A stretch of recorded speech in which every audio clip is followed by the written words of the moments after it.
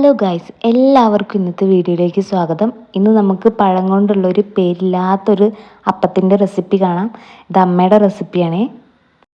ഇതിനായിട്ട് നമ്മൾ ഒരു പഴം രണ്ടായി മുറിച്ചിട്ടൊന്ന് ആവി കയറ്റിയെടുക്കുന്നുണ്ട്. വെള്ളത്തിലിട്ട് പുഴുങ്ങരുതേ. ആ സമയം കൊണ്ട് നമ്മളൊരു പകുതി തേങ്ങ ചിരകിയെടുക്കുന്നുണ്ട്. അതുപോലെ തന്നെ ഒരു ഗ്ലാസ് ആട്ടപ്പൊടി നമ്മളൊന്ന് അരിച്ചെടുക്കുന്നുണ്ട്. അത് കഴിഞ്ഞ് നമ്മൾ ആവി കയറ്റിയെടുത്ത പഴം നന്നായിട്ട് സ്പൂൺ കൊണ്ട് ഉടയ്ക്കണം. നന്നായി തന്നെ ഉടച്ചെടുക്കണം.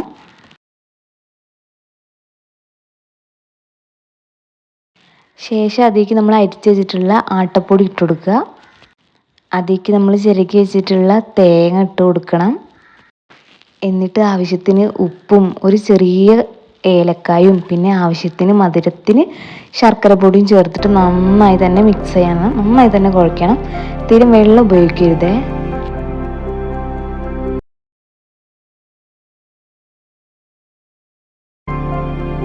നന്നായി കുഴച്ചിട്ട് നമുക്ക് ഈ കാണുന്ന ഒരു പരുവത്തിലാക്കി എടുക്കണം.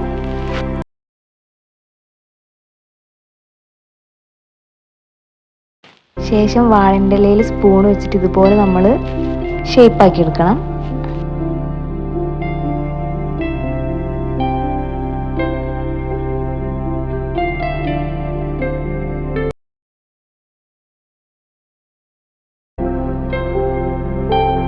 ശേഷം നമ്മൾ ഇതുപോലെ മടക്കിയെടുക്കണം.